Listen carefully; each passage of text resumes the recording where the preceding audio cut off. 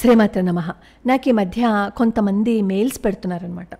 వాళ్ళు ఏం మెయిల్స్ పెట్టారు అనేది నేను వీడియో చివరి చెప్తాను. దీనికి సంబంధించిన ఇంకొక విషయం మనం ముందు తెలుసుకోవాలి. ఇది 1938లో జరిగిందనమాట. ఉస్మానియా యూనివర్సిటీలో జరిగింది. అప్పుడు మన హిందూ విద్యార్థులు ఏం చేశారు అంటే వందే మాతర ప్రార్థనా గీతాన్ని పొద్దున్నే ఆలపించేవారు. అలా ఆలపిస్తుంటే పాపం అప్పట్లో ఉన్న ముస్లిం విద్యార్థులకి కోపం వచ్చి మీరు ఈ వందే మాతరం పాడకూడదు అని చెప్పి అన్నారు. అంటే వాళ్ళిద్దరికీ మధ్య వాదన వచ్చింది. అప్పుడు వార్డెన్ వచ్చి హిందువులు చేసుకునే ప్రార్థనా మందిరాన్ని మూసేశారు. మూసేస్తే ఈ విద్యార్థులందరూ వెళ్ళి వైస్ ఛాన్సలర్కి ఫిర్యాదు చేశారనమాట. అప్పుడు వైస్ ఛాన్సలర్ అంటాడు, అదేంటి మీరు చేసింది తప్పే, మీరు క్షమాపణ చెప్పండి అంటారు.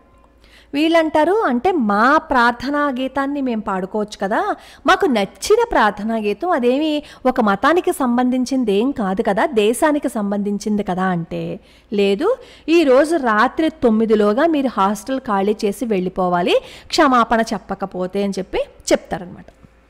ఈ విషయం అంతా కాలేజీలో ఉన్న మిగతా వాళ్ళకు కూడా తెలిసిపోయిందనమాట. తెలిసిపోవడంతో ఈ హాస్టల్ విద్యార్థులకి విశ్వవిద్యాలయ మిగతా విద్యార్థులు ఉంటారు కదా, వాళ్ళందరూ సహకారానికి వచ్చారనమాట.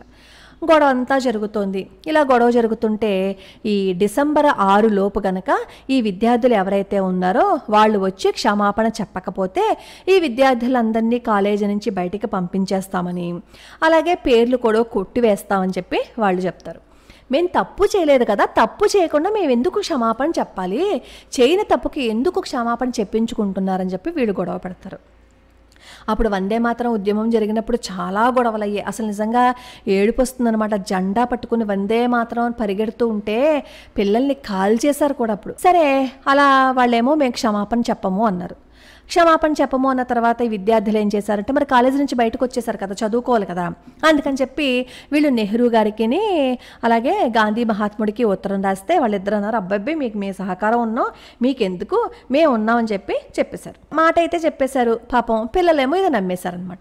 ఆ తర్వాత గాంధీ గారి దగ్గరికి ఈ పిల్లలు వెళ్తారు.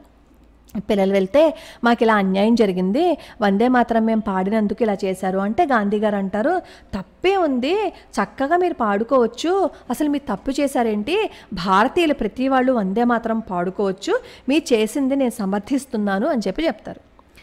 మాటలైతే చెప్పేశారు కానీ ఆచరణలోకి వచ్చేసరికి కనీసం ఒక్క మాట సహాయం కూడా చెయ్యలేదు. నిజంగానే ఆ మాట సహాయం చేసుండుంటే పాప ఆ విద్యార్థుల జీవితాలు నిలబడి ఉండేవేమో. తన చెప్పు చేతల్లోనే కదా అప్పుడు ప్రభుత్వం కూడా ఉంది. కనీసం ఒక్క ఘాటైన తీర్మానం కూడా చేయలేదు. బ్రిటిష్ ప్రభుత్వ వర్గాల్లో తనకున్న అపారమైన పలుకుబడిని ఉపయోగించి కనీసం పిల్లల్ని కాపాడడానికి కూడా ప్రయత్నించలేదు. అలా ప్రయత్నించుంటే నిజాం ప్రభుత్వం అంత దుర్మార్గంగా బరి తెగించేది కాదనమాట. అయితే మనకు ఒక అనుమానం వస్తుంది, అయితే మరి పిల్లలందరూ వెళ్ళి చెప్పుకున్నారు కదా గాంధీ గారు అస్సలు మాట్లాడలేదని. ఎందుకు మాట్లాడలేదు? శుభ్రంగా మాట్లాడారు. నిజాం ప్రభుత్వానికి ఉత్తరం కూడా రాశారు. ఏం ఉత్తరం రాశారు అంటే, నా దగ్గరికి పిల్లలు వచ్చారు కానీ నాకేం సంబంధం లేదు, నా గైడెన్స్లో వాళ్ళు లేరు, వాళ్ళు నా దగ్గరికి వచ్చినప్పుడు నాకు కూడా మీ సంగతి ఏం తెలీదు, ఆలోచించే సమయం లేదని చెప్పి పంపించేశాను అని చెప్పి అక్బర్ హైదరీకి ఉత్తరం రాశాడనమాట. అంటే పిల్లల దగ్గర ఒక మాట చెప్పారు, ఇక్కడ ఈ బ్రిటిష్ తొత్తికి ఈ మహాత్ముడు ఒక ఉత్తరం రాశారు. ఆ ఉత్తరంలో పాపం పిల్లలే తప్పైనట్టుగా మాట్లాడారనమాట. ఆ ఉత్తరంలో చివరన ఆయన ఏమడుగుతారో తెలుసా, మీరు కులాసాగా ఉన్నారని ఆశిస్తున్నాను అంట. అంటే విద్యార్థులు ఏమైపోయినా పర్లేదు, మన పిల్లల జీవితాలు ఏమైపోయినా పర్లా, కానీ ఈ అక్బర్ హైదరీ మాత్రం కులాసాగా ఉండాలన్నమాట. అది కంచే చేను మేసింది అంటే ఇలా ఉంటుందన్నమాట పరిస్థితి. మన వాళ్ళే మన దేశంలో ఉండే, మన భారతదేశపు నీరు గాలి అన్నీ తాగుతూ పీలుస్తూ ఉండే మన వాళ్ళనే ఇలా మాట్లాడుతూ ఉంటారు. నిజంగా మనకి జరిగిన అన్యాయం ఇంకెవరికి జరిగి ఉండదు. మనం ఎంత మోసపోయామో, మనం ఎంత అన్యాయానికి గురయ్యామో అప్పటి అసలైన చరిత్ర చదివితే మనకు అర్థమవుతుంది. నిజంగా గాంధీ గారి గురించి తెలుసుకోవాలి అని అనుకుంటే the secret diary of Kasturba చదివితే అసలు విషయం బాగా తెలుస్తుంది. ఈ కస్తూరిబా గారు రాసిన, స్వయంగా ఆవిడ చేతితో రాసిన లేఖలు ఎన్నో ఉంటాయి. దాన్ని బట్టి మనం అర్థం చేసుకోవచ్చు అసలు ఏం జరిగింది, ఎలాంటి వాళ్ళు మనుషులు అనేది. సరే, ఈ మాట అంతా నేను ఎందుకు చెప్పాను అంటే, ఈ పిల్లలు నాకు పెడుతున్న మెయిల్ ఏంటి అంటే, కాలేజీలో అన్యమతస్థులు ఉంటారు కదా, వాళ్ళు చెప్తున్నారట. ఏమని చెప్తున్నారు? మీరు పొరపాటును కూడా ఇప్పుడున్న ప్రధానమంత్రికి ఓటు వెయ్యకండి, అంటే దానికి సంబంధించిన వాళ్ళకి ఓటు వెయ్యకండి. ఎందుకంటే అతను టీ అమ్ముకునేవాడు, చదువుకోలేదు, మణిపూరి ఇన్సిడెంట్ గురించి అతను ఏమాత్రము రియాక్ట్ కాలేదు. మీరు ఎవరికి ఓటు వేస్తారు అంటే కాంగ్రెస్కి ఓటు వెయ్యండి, ఎందుకంటే వాళ్ళు చదువుకున్న వాళ్ళు అని.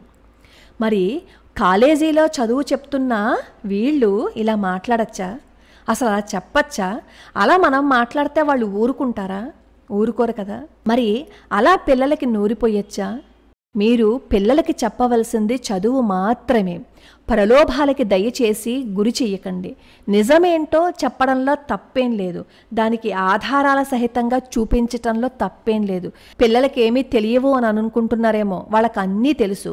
కానీ పదే పదే ఒకే మాట చెప్తూ ఉంటే వాళ్ళు అదే నిజమని అని అనుకుంటారు. ప్రధానమంత్రి గారు మన దేశానికి ప్రధానమంత్రి అయిన తర్వాత ఎన్ని మంచి పనులు జరిగాయో, ఎన్ని మంచి విశేషాలు జరిగాయో అందరికీ తెలిసిన విషయమే. అది ఎవరు పర్టిక్యులర్గా చెప్పవలసిన అవసరమే లేదు కదా. దయచేసి పిల్లల మనసుల్లో విషాన్ని నింపద్దు.